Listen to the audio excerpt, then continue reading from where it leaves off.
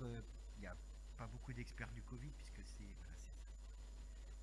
puisque finalement c'est une maladie que personne connaissait il y a 2 ans, et donc on a tous un peu découvert la maladie en même temps et on parlera de ça. Et là, on va parler de comment valoriser son travail de routine par des publications. Alors pourquoi publier?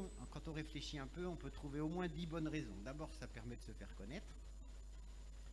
Et ensuite, il y a toutes ces listes de choses qui sont tous des choses importantes. D'abord, vous allez de temps en temps, en travaillant, en allant voir les patients, ou si vous êtes en labo, en examinant des lames ou quoi que ce soit, avoir des réflexions, des choses qui peuvent contribuer à améliorer les connaissances. On a tous les jours, on se pose des questions, de temps en temps c'est les mêmes questions que tout le monde et ça aboutit à rien, et puis de temps en temps on découvre quelque chose qui peut aider les collègues. Donc publier, c'est partager ses trouvailles.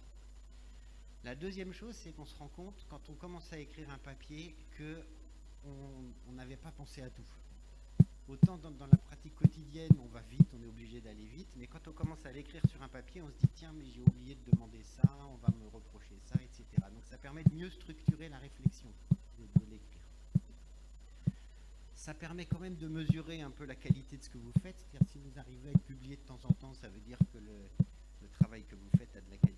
Ça rapporte des sous à l'hôpital, alors ça a été très bien expliqué par le professeur Bensal, mais en France, le système des SIGAPS, là, c'est vraiment quelque chose qui... chaque hôpital reçoit du ministère de la Recherche un peu plus de sous si son équipe a bien publié. Ça valorise l'équipe, les collègues sont toujours contents quand on les met dans les papiers, ça les motive, ça permet effectivement en France pour avoir certains postes universitaires, ça aide.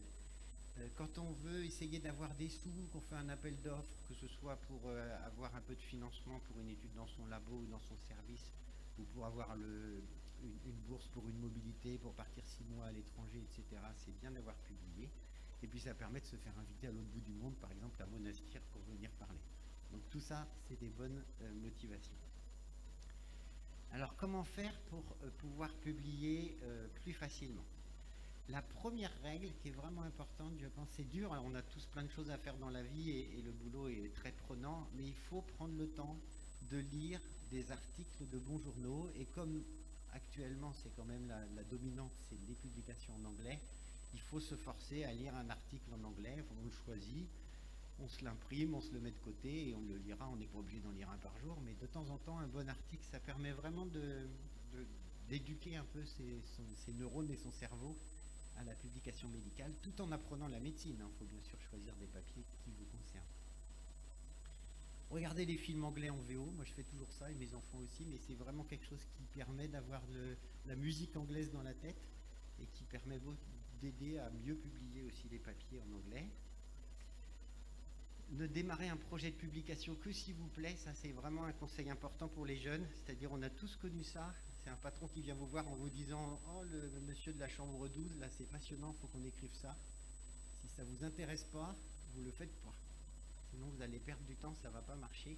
Alors c'est pas facile de dire ça à son patron, mais il faut trouver un moyen, peut-être lui dire « Ah mais je n'étais plus, ou j'ai déjà commencé à travailler sur un cas qu'on a vu il y a 3 mois que je trouvais plus intéressant ». Et c'est important parce que vous allez y passer du temps, et passer du temps sur un truc que vous n'avez pas décidé et qui ne vous intéresse pas beaucoup, ça ne va pas produire. Il faut savoir dire non au patron des fois, c'est pas toujours facile, mais... ou non doucement. Une fois que c'est parti, il faut aller jusqu'au bout. Ça aussi, c'est un conseil vraiment important, ça je le dis toujours à mes internes. On a plein d'internes qu'on voit en fin de formation, ils sont à la 4e, 5e année de leur internat, et on leur demande qu'est-ce que vous avez fait en termes d'un peu de publication, et ils vont vous citer 10 trucs qu'ils ont démarré, ils ont fait 4 mois, 5 mois dessus, ils se sont pris la tête, et on leur a demandé autre chose, et ils ont mis de côté. Ou des fois, ils ont été jusqu'à le présenter à notre congrès national, par exemple, au JNI, et après on les a lancés sur autre chose, et ils sont partis. Et du coup, ils ont bien investi, ils étaient tout près du but, mais ils n'ont pas transformé, donc dans leur liste de publication, ces 5 mois de boulot, ils sont perdus. Donc il faut essayer d'aller jusqu'au bout, quitte à ne pas accepter de démarrer sur autre chose tant qu'on n'a pas avancé sur l'autre. Donc comment on fait après en pratique? La première étape, quand vous avez vous-même l'idée de quelque chose que vous pourriez écrire, ou que quelqu'un dans votre service vous dit ça, faudrait qu'on l'écrive, il faut réfléchir à quel est le message que les gens vont en tirer. C'est beaucoup plus facile d'être publié si on a un message qui tient en une phrase. Je vous montrerai des exemples, mais il faut presque, à chaque fois que vous avez un projet de publication, que vous soyez capable de le résumer en une phrase. Si c'est le cas, vous êtes bien parti. Et ensuite, vous allez réfléchir à la façon d'amener le message. Donc, je vous montrerai aussi des exemples. Mais si par exemple le message, on verra cet après-midi pour la Covid, un des premiers trucs qu'on a pu écrire assez facilement, et c'était pas compliqué, c'était de dire attention, il y a des troubles de l'odorat dans le Covid. La question suivante, ça c'est facile, vous le dites en une phrase, et c'était pas connu au début de l'épidémie, les Chinois l'avaient pas vu. Donc vous dites, je vais faire un papier qui va dire attention, il y a des troubles de l'odorat dans le Covid. Et après, la question suivante, c'est comment je vais convaincre les gens que c'est vrai ce que je raconte. Donc après, on réfléchit, on dit tiens, on va comparer ceux qui n'avaient pas le Covid, ceux qui avaient le Covid, et on va regarder combien avaient des troubles de l'odorat. Ou on va rappeler tous les patients passés dans le service, et on va faire une enquête, et puis on va trouver des cas contrôle pour montrer que c'est dans le Covid qu'il y a des troubles de l'odorat. Et ensuite, donc, c'est ce que je disais tout à l'heure, il faut que ce soit simple. Il faut quasiment que vous puissiez expliquer à votre petit copain sur quoi vous travaillez, par exemple, ou à vos parents, ou à vos frères et sœurs, même s'ils ne sont pas médecins. Il faut que le truc soit suffisamment simple pour que ce soit pas, que ça ne vous impose pas de partir dans des discussions tordues. Il faut réfléchir assez tôt à la cible, ça le professeur Ben Saad l'a bien dit, choisir la cible c'est vraiment important, et là vous avez besoin des anciens. Le conseil des vieux, là vraiment c'est précieux. Eux ils connaissent les journaux, ils savent ce qui est raisonnable, ce qui n'est pas raisonnable. Si vous ne connaissez pas le journal, si on vous dit essayez donc dans Infectious Disease Now, là, qui est l'ancienne médecine maladie infectieuse, vous regardez les sommaires des derniers mois, tout ça ça se trouve gratuitement sur internet, et vous regardez ce qu'ils ont écrit. Vous savez du coup ce que le comité éditorial aime et quel est le genre de truc qu'ils acceptent de publier. Ensuite, ça c'est un conseil de feignant un peu, mais on me l'avait donné très tôt dans mon internat et ça m'a bien servi. Dans presque tous les papiers, tous les journaux, vous avez soit le format full paper ou article original, qui est long, qui fait souvent 2500-3000 mots, et après vous avez la proposition de format communication courte. Et en fait, c'est beaucoup plus facile d'écrire une communication courte, ça prend moins de temps. C'est plus facile de le faire accepter aussi, parce que les reviewers, ils aiment bien dire quelque chose que les gens arrivent à écrire assez vite avec un esprit synthétique. Et a posteriori, ça a exactement la même valeur. C'est-à-dire que dans 10 ans, si vous dites j'ai publié dans ID Now un papier sur la leishmaniose en Tunisie, les gens ils vont pas vous demander c'était un full paper ou c'était un brief communication. Ils vont dire bravo. Donc c'est important de savoir qu'on n'est pas obligé de taper dans le plus gros volume à chaque fois. Le plus gros volume, c'est si vous avez une longue étude de plusieurs années ou si vous avez beaucoup de choses à dire. Et d'ailleurs, je fais une petite parenthèse, on a dû vous distribuer un livret pédagogique d'aide à la publication. Je ne sais pas, vous avez eu ça? Je vous conseille vraiment de le lire, ça fait une 30aine de pages. Ça a été fait par des collègues de Montpellier, dont une interne, justement, une interne et puis son patron, si vous voulez, ils sont dit ensemble, il y a vraiment des recettes de cuisine, le marmiton de la publication. Et ils ont écrit tout ça et c'est très bien ficelé. Il faut suivre les instructions aux auteurs à la lettre, ça vous connaissez bien. Ensuite, toujours dans les conseils personnels, et puis après on va passer aux exemples, il y a quelque chose qui s'appelle le IMRAD, vous avez peut-être déjà entendu ça, c'est l'acronyme de Introduction, Méthode, Résultat et Discussion. IMR, End, Discussion. Donc l'intro c'est why, c'est pourquoi est-ce que j'ai décidé d'écrire ce papier, pourquoi mon papier est important. Donc là il faut que vous accrochiez le lecteur. Ensuite la méthode c'est comment j'ai fait pour arriver à ce que je vais vous montrer comme résultat. Donc ça c'est facile, c'est aussi une recette de cuisine. Ensuite les résultats, ensuite la discussion, c'est je vous ai donné mon résultat, voilà ce que je pense que ça veut dire, ce que j'ai trouvé comme résultat. Donc vous discutez les conséquences de ce que vous avez trouvé, la validité du truc. Souvent on dit, regardez, d'ailleurs les Allemands avaient trouvé la même chose il y a 3 ans dans une étude un peu différente, vous comparez, etc. Et il faut mettre aussi, alors je vous l'ai mis en gras, il faut toujours un paragraphe limite. À la fois vous, ça vous permet parfois de corriger un peu votre papier. Vous vous rendez compte au moment où d'écrire le paragraphe limite qu'il y a des trous dans votre papier, du coup vous pouvez retravailler un peu ou le représenter différemment. Deuxième avantage, c'est que du coup vous faites votre autocritique, donc les reviewers ils se disent c'est bien, lui il est quand même conscient des limites de son boulot. Et puis troisième truc, c'est que ça peut vous éviter que le papier soit rejeté, parce que les reviewers, s'ils trouvent des limites que vous n'avez pas identifiées, ils vont se dire ils n'ont quand même pas beaucoup réfléchi à leur papier. Donc Si vous dites notre papier il est limité parce qu'il est rétrospectif, parce qu'on a travaillé que dans un seul hôpital, alors que si ça se trouve à 100 km de là, la situation n'est pas la même. Donc tout ça, c'est des trucs qu'il faut mettre dans les limites.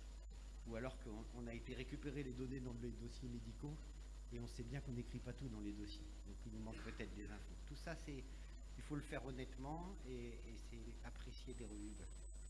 Et puis les conclusions, bien sûr. Les tableaux et les figures, il faut que ce soit simple, il ne faut vraiment pas que ce soit compliqué. Les gens, ils veulent pouvoir avoir l'info d'un coup d'œil. Il ne faut pas que ça mette des heures pour essayer de comprendre qu'est-ce qu'il a voulu dire et c'est quoi cette courbe et c'est quoi cette barre.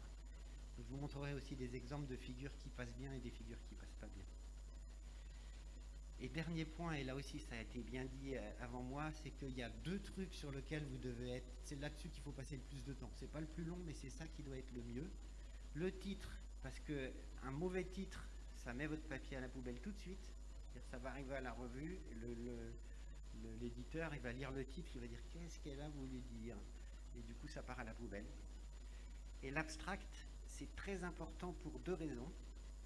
Donc, on a déjà dit, si c'est mal choisi, les éditeurs, ils s'arrêteront là, ils vont rien dire de plus. Donc, c'est là, c'est un peu votre panneau publicitaire à vous pour votre papier. Vous devez convaincre le reviewer par l'abstract que ce que vous faites c'est super.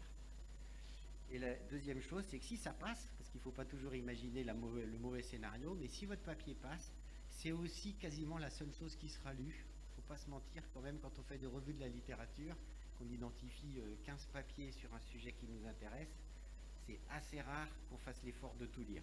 On lit l'abstract et peut-être 2 fois sur 3, mes collègues sont plus courageux que moi, mais peut-être 9 fois sur 10 alors, on s'arrête à l'abstract. On a l'info dans l'abstract et ça suffit. Donc votre papier, si vous avez tout réussi, qui va partir, il va être publié, la plupart du temps, il n'y a que l'abstract qui sera lu.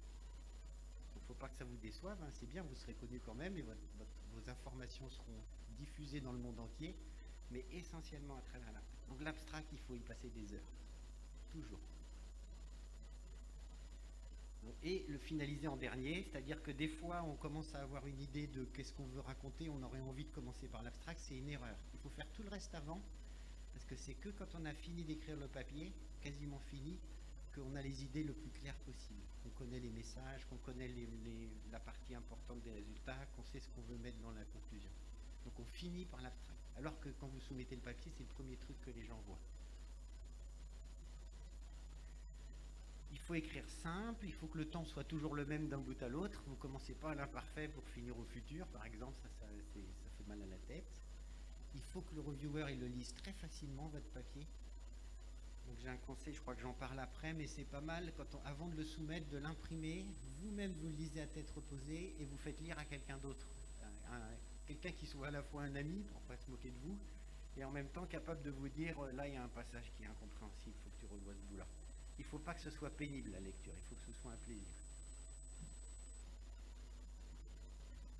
Ensuite, il y a des petits efforts de mise en page à faire pour que le papier que vous soumettez, ça ressemble à peu près dans la mise en forme, dans l'espacement et tout ça, que ça ressemble à peu près à l'article. C'est très facile à faire, ça vous voyez si par exemple le journal que vous visez, ils mettent introduction, méthode, résultat en gras et en majuscule, ben vous mettez en gras et en majuscule dans votre papier. C'est rien, ça prend 1 minute. Et du coup, le reviewer, il va dire, il va peut-être même pas s'en rendre compte, mais il va trouver que le papier, ça ressemble à un truc qui serait bien dans le journal. Il faut essayer de faire un petit peu de polissage comme ça. Se relire attentivement juste avant la soumission, ça on a dit. En général, il ne faut pas tout faire dans la foulée. Quand on est prêt à soumettre, on imprime, on va faire autre chose, et on le relit, ça peut être le jour même, mais quelques heures plus tard, après avoir été voir les patients, par exemple, puisque c'est le boulot pour beaucoup. On le relit à tête reposée et des fois on se rend compte qu'il y a un truc qui ne va pas du tout. Parce qu'on a pris un peu de recul. Et puis vous réservez 2 heures pour le processus de soumission. Alors il y a un papier là que je vous ai noté qui est d'ailleurs accessible aussi, mais je pense que si vous arrivez à lire le papier que je vous ai fait envoyer là sur le livret pédagogique, c'est pas la peine de lire autre chose.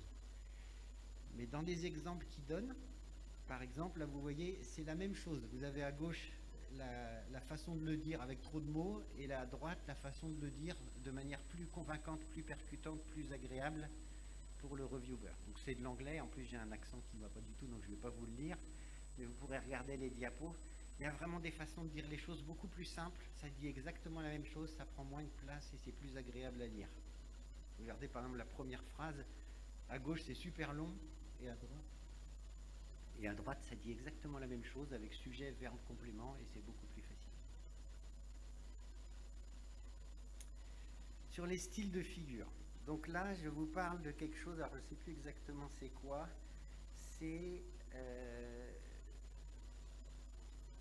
le néphopam, là c'est l'Acupan, c'est un traitement contre la douleur. Et il regarde en fonction des concentrations, à partir de quand on a les sueurs, à partir de quand on a la vasoconstriction, à partir de quand on a les frissons. Si vous regardez cette figure, est-ce que ça vous dit quelque chose? Pas tellement en fait. C'est joli, hein, il y a des belles barres, c'est des couleurs. Et ça, c'est les mêmes chiffres, mais qui ont été mis en forme d'une manière différente. Sur les logiciels comme PowerPoint ou Excel, vous savez que vous pouvez choisir si on fait des courbes ou des histogrammes, ou etc. Et vous voyez que là, c'est beaucoup plus clair. On se rend compte là que quand on augmente les concentrations du produit, pour le seuil de la transpiration, ça ne change pas, pour la vasoconstriction, ça ne change pas, mais par contre, pour les frissons, ça change. Donc c'est jambes, les tremblements, etc. Donc c'est vraiment, il y a plusieurs façons de dire des choses. Et si vous choisissez plutôt les barres que les courbes, ou plutôt les courbes que les barres, vous verrez, ça dépend de ce que vous voulez montrer. Hein. Mais il faut essayer plusieurs trucs. Des fois, c'est les barres qui sont mieux, des fois, c'est les courbes, et c'est à vous de voir. Un autre exemple sur les formatages de figures, là, vous voyez, c'est pareil. C'est les mêmes chiffres à gauche et à droite, mais à gauche, c'est illisible, on est d'accord. Alors qu'à droite, on voit très bien que les gens qui n'ont pas pris du magnésium donc le groupe contrôle et les gens qui ont pris du magnésium ont des courbes différentes. Quel que soit ce qu'on mesure, là, c'est encore des histoires de température, mais on voit bien que c'est beaucoup plus clair à droite qu'à gauche. Et qu'est-ce qu'ils ont fait? C'est les mêmes chiffres. Ils ont par exemple supprimé les barres horizontales que normalement le logiciel vous met tout seul, mais quand on les met, on voit moins bien ce qu'il y a derrière. Et puis ils ont fait des barres plus grosses. Ça aussi, il suffit de cliquer, d'aller sur légende et on vous dit est-ce que vous voulez des gros carrés noirs ou des ronds blancs, etc. Donc vous faites des essais jusqu'à ce que votre courbe, elle montre bien ce que vous voulez montrer. Et ça, c'est assez rapide, ça ne prend pas beaucoup de temps, c'est un peu d'exercice.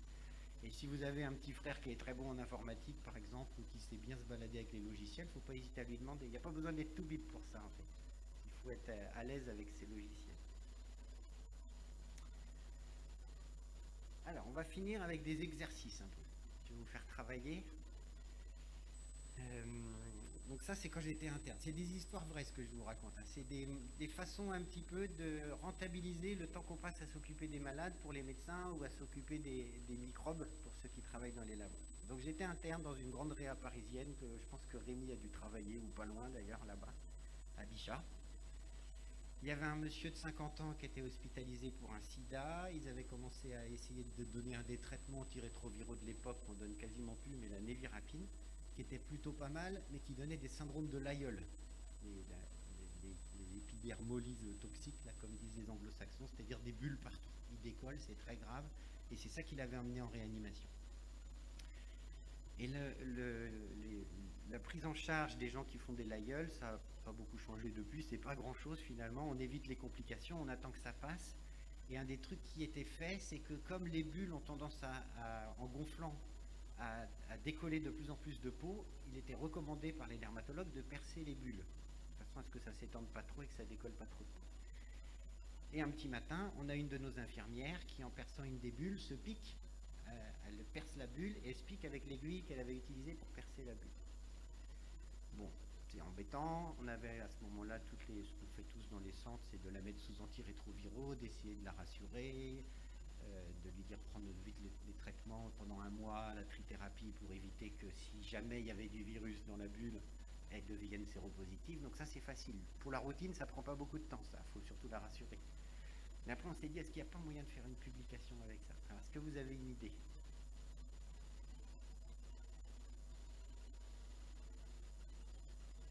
Qu'est-ce qui pourrait intéresser un gros journal?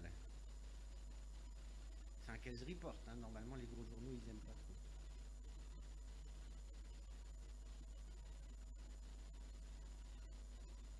Quelqu'un a une idée? Un truc vraiment facile, ça nous a pris 10 minutes. Comment protéger le personnel? Alors c'est déjà une bonne idée parce que ça c'est un truc pratique. Ça, on aurait pu, on n'a pas pensé à ça, mais on aurait pu faire un espèce d'éditorial en disant attention, protégez vos personnels qui travaillent et pour ce genre de gestes, il faut bien les former, ou etc. Déjà, c'est une bonne idée. C'est pas ça qu'on a fait, mais c'est une bonne idée. De quoi? De pas piquer? J'ai pas entendu. Ben, par exemple, on aurait pu discuter ça. Est-ce que c'était une bonne idée d'exposer la pauvre infirmière à ce... Parce qu'il y avait plein de bulles, donc tous les jours, il y avait des infirmières qui... Donc tout ça, ça aurait pu... Effectivement, on aurait pu faire un espèce d'éditorial de tribune en disant attention, on est en train d'exposer notre personnel. Est-ce que vous avez d'autres idées? Ah, bravo, vous avez trouvé. Est-ce que la bulle est contagieuse? Effectivement. Et c'est ça qu'on a fait. On était très fiers. On a publié dans le Lancet parce que personne ne savait si dans les bulles, il y a du virus. Donc on a fait quoi? On a pris la bulle qui était à côté, on a prélevé, on a envoyé au labo de Viro qui a fait une charge virale et qui a dit oh là là, il y a beaucoup de virus dans je ne sais plus combien c'était d'ailleurs. Et voilà, dans la bulle, il y avait 6 logs et dans le sang, il y avait 6 logs, dont plus d'1 million de copies dans les deux cas.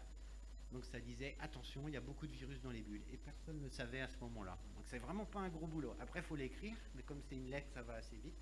Et on était tout fiers. Ah oui, bien sûr. Ah oui, bien sûr. Et en plus, alors ça c'est vrai aussi pour l'éthique, car comme on racontait son histoire à l'infirmière, il fallait qu'on ait son consentement. Mais elle était très contente d'abord qu'on puisse lui donner l'information, même si c'est pas une bonne nouvelle de savoir que la bulle est aussi chargée que du sang en virus, mais de participer un peu. Et elle n'a pas été contaminée, hein, l'infirmière, pour la petite histoire. On a pu raconter ça aussi dans le papier. Voilà. Et donc, je vous raconte ça, c'est pas moi qui ai eu l'idée, c'est un autre gars qui était chef de clinique en dermato qui nous a dit, mais puisqu'on ne sait pas, qui nous avait dit, vous les infectiologues, vous devez me dire s'il y a du virus dans le liquide des bulles. On lui dit, bah non, alors ça, aucune idée. Ça faisait pas longtemps qu'on avait les charges virales aussi à ce moment-là. Donc voilà, on avait notre petit papier dans le Lancet, alors que c'était juste un événement quotidien. Ensuite, en 2000, je suis parti comme chef de clinique dans une autre ville, à Rennes. Je venais d'arriver, c'était un service où ils travaillaient très bien, mais ils n'étaient pas très intéressés par les publications. Mais ils voulaient publier beaucoup plus. Donc c'était un des raisons pour lesquels ils m'avaient recruté, parce qu'ils avaient vu que j'avais écrit un peu quand j'étais interne. Et donc j'étais arrivé le 1er mai, et au printemps de cette année-là, il y a eu une grosse épidémie de méningite bénigne et entérovirus. Donc, pas très gênant, les gens guérissent tout seuls. Il y avait eu, je crois, 400 cas en pédiatrie, et nous, chez les adultes, on en avait eu 30. C'était beaucoup plus chez les enfants. Mais quand même, ça nous avait bien ennuyés, parce qu'on n'avait pas à l'époque de moyens de vraiment différencier les méningites bactériennes ou les méningites virales. Donc des fois, on avait 4 ou 5 patients qui venaient dans la journée pour méningite aiguë. Ça ressemblait un peu à du bactérien, même si on savait qu'il y avait l'épidémie. D'ailleurs, on ne pouvait jamais être sûr que c'était pas quand même du méningocoque ou du pneumocoque, donc on les gardait, on attendait les cultures, notre service avec nos 22 lits était débordé, on ne savait pas quoi faire. Donc en cours de route, nos virologues nous ont dit, ils faisaient déjà la PCR entérovirus pour pouvoir savoir vite si c'est la méningite bénigne ou si c'est autre chose, mais ils le faisaient une fois par semaine. Et on leur a demandé au milieu de l'épidémie, on a dit, vraiment ça nous rendrait un gros service si vous mettiez en place un système qui permet de le faire tous les jours. Ils ont râlé un petit peu, ça les oblige à redémarrer les machines à PCR. En plus, à l'époque, c'était quand même plus compliqué. Mais ils ont bien compris que ça nous faisait gagner des jours d'hospitalisation, donc ils ont dit, ok, on fait. Et est-ce que ça fait une publication, ça? Comment on fait pour publier cette histoire-là? Il y a 30 patients, il n'y a pas grand-chose à faire, et puis tout le monde savait qu'il y avait des PCR entérovirus. On n'a rien inventé, on a juste changé la façon de les faire. Oui.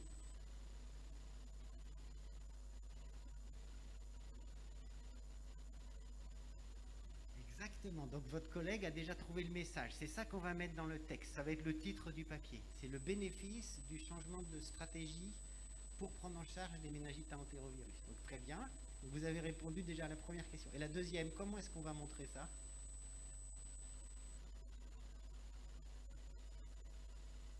Je vous entends pas bien.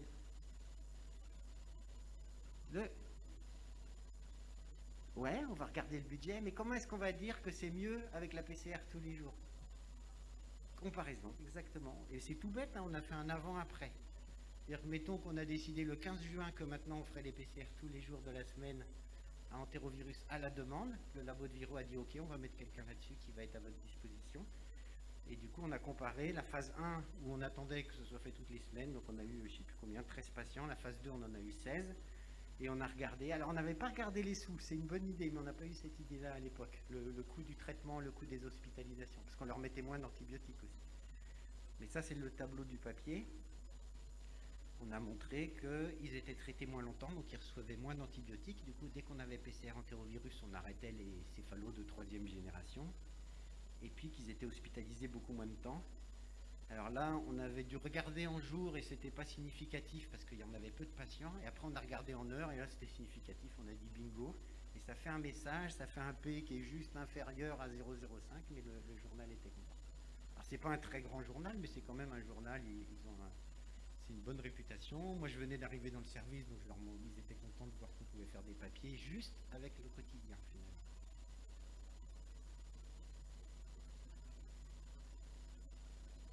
Si vous avez des remarques ou des questions, vous n'hésitez pas. J'ai pas beaucoup de diapos, donc on va presque être à l'heure à la pause, Adnen, tu vas être content. L'exemple 3. Alors ça, et c'est marrant parce que j'ai relu le livret pédagogique avant de vous le diffuser là, et ils disent qu'il ne faut pas faire ça. Mais, enfin qu'il ne faut pas faire. Il ne faut pas le faire trop souvent. Parce que ça peut être pris comme du plagiat.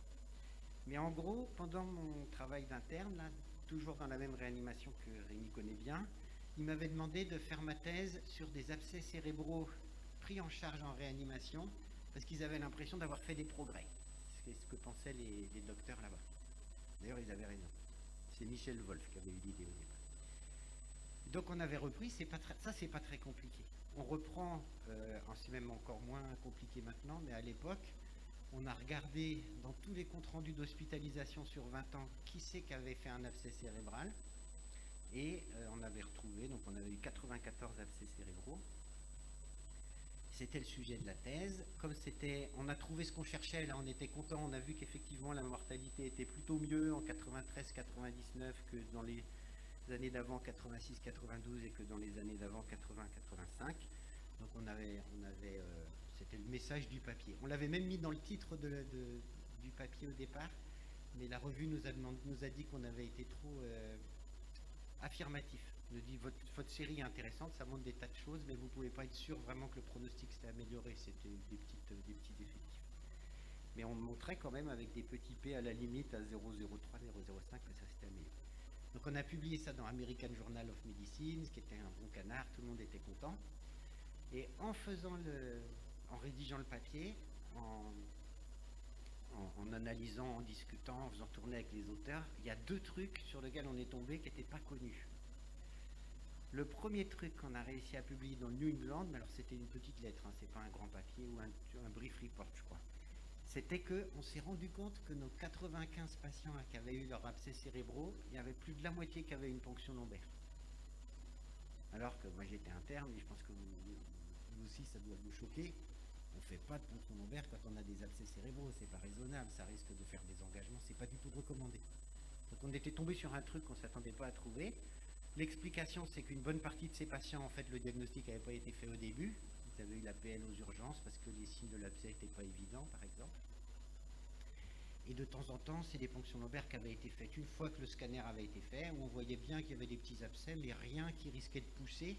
Donc c'était pas dangereux de faire la ponction lombaire, ça risquait pas l'engagement. Mais n'empêche, c'était un truc que les gens connaissaient pas à l'époque, que c'était pas totalement contre-indiqué de faire une PL. C'est pas recommandé, hein, je vais pas vous dire ça, mais c'est pas idiot. Si l'imagerie est rassurante, si on n'a pas d'autre moyen d'avoir le diagnostic, par exemple si c'est un abcès très profond, etc. Et l'autre point qu'on a vu, donc dans le tableau du papier, c'est que des fois ça fait le diagnostic.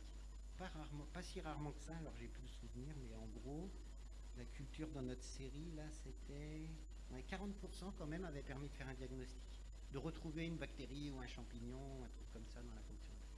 Donc c'était bizarre. Je ne vous recommande pas de faire des ponctions lombaires aux abcès cérébraux, mais c'est pour illustrer le fait que des fois on trouve des choses qu'on ne s'attend pas à trouver et qui valent le coup éventuellement d'être racontées. Et le troisième truc qu'on a publié toujours de cette série, hein, sans aller chercher rien d'autre, c'est qu'il y avait un sous-groupe dans l'étude des aspergilloses cérébrales. Et jusque-là, on considérait que quand on avait une aspergillose cérébrale, on était mort. Parce qu'on n'avait pas de bon traitement qui diffusait au niveau cérébral, que c'était des gens fragiles, immunodéprimés, etc. Et on s'est rendu compte que dans notre série, il y en avait pas mal qui avaient survécu parce que c'est les années où on commençait à avoir le voriconazole, là, qui diffuse bien dans le cerveau, qui est facile à prendre, etc. Donc on s'est dit, allez hop, un troisième papier, qui là est en format très court, hein, ça fait 2 pages, c'est ce qu'ils appellent les research notes, mais c'est pour dire, on a eu, je crois qu'on en avait 7, c'est pas grand chose, abcès cérébraux à Aspergillus, pris en charge en réanimation. Tous ceux des années 90 et jusqu'à 95 sont morts, et ensuite, ils ont tous survécu. Donc c'est pour montrer qu'on avait du progrès avec cette traitement. Donc c'est une seule thèse, un seul travail de recueil et 3 petits. On aurait fait plein de papiers. Et c'était pas.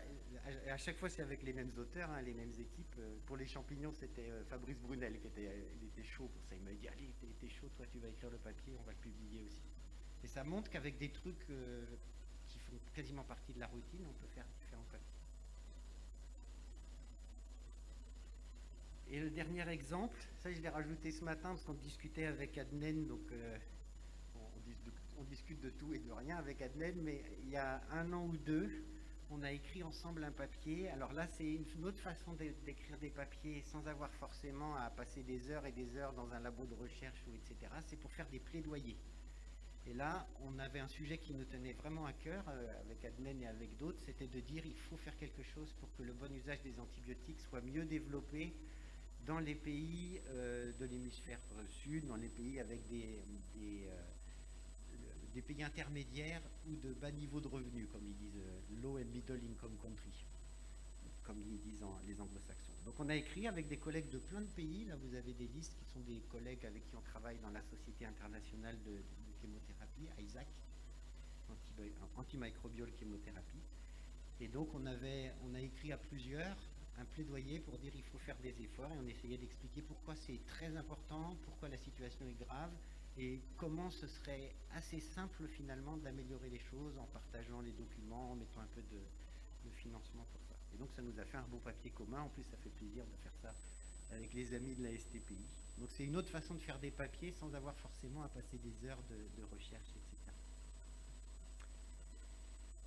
Donc pour conclure, parce qu'on a quand même déjà réussi à dépasser le temps avant la pause, les 10 commandements pour publier. Alors, les commandements, je ne sais pas si on peut appeler ça des commandements d'ailleurs. Déjà, un point, j'aurais dû vous dire ça en introduction, on n'est pas tous obligés de publier. Alors, ça aussi, je le dis à mes internes. C'est bien de publier à un moment dans sa vie, quand on est interne par exemple, parce que ça va valoriser le service, ça permet d'avoir sa thèse, ça permet d'être embauché. Après, qu'il y ait des médecins qui ne publient pas du tout pendant les 30 ans de leur carrière qui leur restent, ça ne pose pas de problème. On n'est pas tous obligés de faire la même chose. Il faut des gens aussi dans les services, et il y a des gens qui n'aiment pas ça. Il ne faut pas se forcer. Il faut le faire pour pouvoir trouver un boulot et pour sa carrière. Mais si après vous avez un boulot stable, que vous faites bien, les collègues sont contents de vous, et que vous dites zut, je ne publie pas, c'est vraiment pas grave. C'est pas votre métier de départ. Le métier de départ, c'est quand même de soigner des gens. Donc c'est pas grave, c'est pas un ordre de publier. Ceux qui aiment le font, ils adorent, et moi j'en fais partie, j'aime beaucoup faire ça. Mais ceux qui ne le font pas ne sont pas des sous-médecins ou des sous-biologistes. Il ne faut pas vous inquiéter avec ça. Donc premier commandement, il faut lire le boulot des autres. Ça c'est vraiment intéressant. D'ailleurs je vais en profiter pour une petite pique. Vous savez que une des grandes raisons de notre controverse avec Marseille sur la hydroxychloroquine, c'est qu'ils lisent que les papiers qu'ils écrivent. Et ça c'est vraiment très très net. Quand tu discutes avec eux, ils se lisent mutuellement. Donc du coup, ils sont toujours d'accord avec eux-mêmes, mais ils n'ont pas lu les papiers des autres. Donc il ne faut pas ne lire que les papiers qu'on écrit soi-même. Identifier un message, mais ça vous l'avez très bien vu quand on a discuté par exemple des entérovirus ou bien des bulles qu'il faut percer, mais qu'il faut faire attention à la charge virale. Réfléchir à plusieurs sur la façon de présenter une publi. Vraiment là, avant même de s'asseoir derrière son ordinateur et de commencer à rédiger, il faut avoir une idée un peu de comment on va raconter ça. Sinon vous perdez du temps. Il ne faut pas passer 3 semaines à écrire un truc, le montrer à quelqu'un qui vous dit ah non c'est pas comme ça que j'aurais fait, vaut mieux que tu présentes différemment. Là vous avez paumé 3 semaines. Il faut essayer d'avoir un peu une idée de départ. Il faut choisir la première cible, et je dis bien la première cible hein, parce que tout le monde sait que en général la première cible elle marche pas. Voilà. Des fois c'est pas non tout de suite, des fois c'est non après la revue, des fois c'est oui aussi.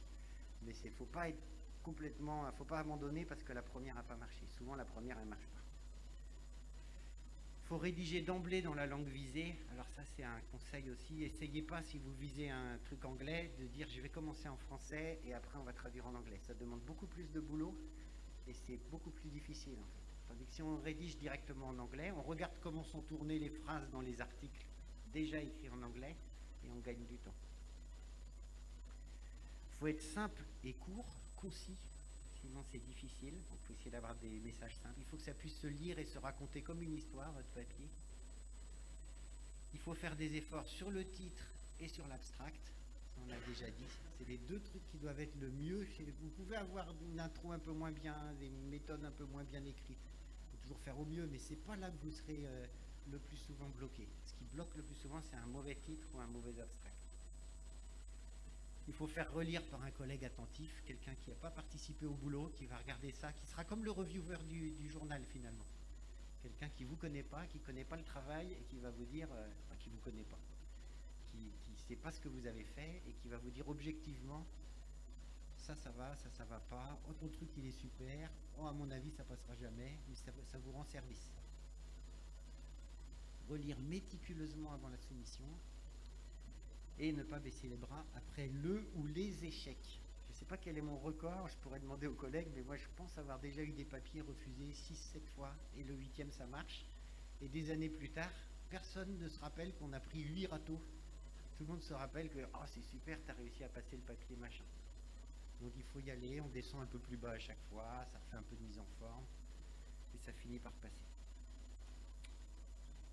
Voilà, je crois que je vous ai dit tout ce que je voulais vous dire. Je ne sais pas si vous avez des questions, des commentaires ou des expériences personnelles. Qui c'est qui essaye d'écrire des papiers en ce moment? Vous voulez lever la main? Ah, il n'y a pas beaucoup. Vous levez pas la main, vous essayez pas d'écrire des papiers. D'accord, Rémi essaye aussi. Ah d'accord.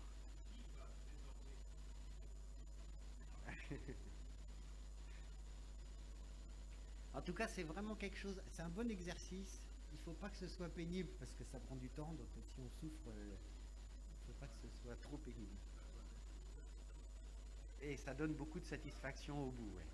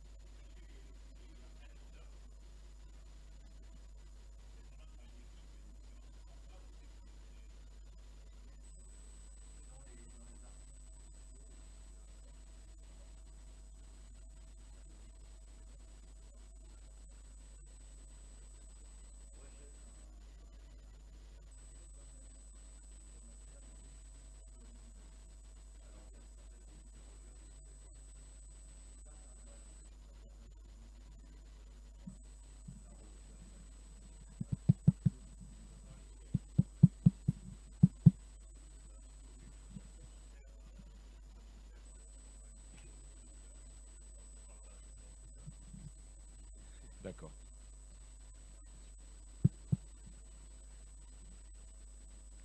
Est-ce que vous voulez faire des remarques, des questions? On aura le temps de rediscuter encore, hein, parce qu'on fait un atelier en début d'après-midi sur le cas particulier du Covid, où on racontera aussi des histoires. Si vous avez des propres histoires à raconter, vous pouvez même venir ici, là, où on vous file un micro et vous dites, voilà, moi j'ai vu ça dans mon service, je me demande si on pourrait pas l'écrire, et puis on discute avec vous, et on dit, ah bah ouais, ça c'est possible. Ou ça dans mon labo. Et ce sera accepté ce soir. Franchement, faut pas hésiter. On essaiera de se garder un petit temps dans l'atelier où on vous laissera vous raconter s'il y a des choses dans vos papiers, ou même si vous êtes en train d'essayer d'écrire un papier et que vous posez des questions, ça peut vraiment être l'occasion d'échanger là-dessus. Moi, je vois Ednen qui est debout là, qui attend qu'on aille à la pause, non? Bon, ça va?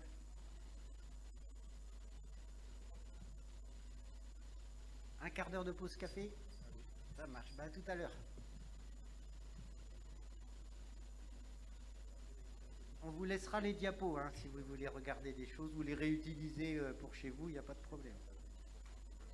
On va retirer quoi nous maintenant? Et je vous les avais envoyés, les gars.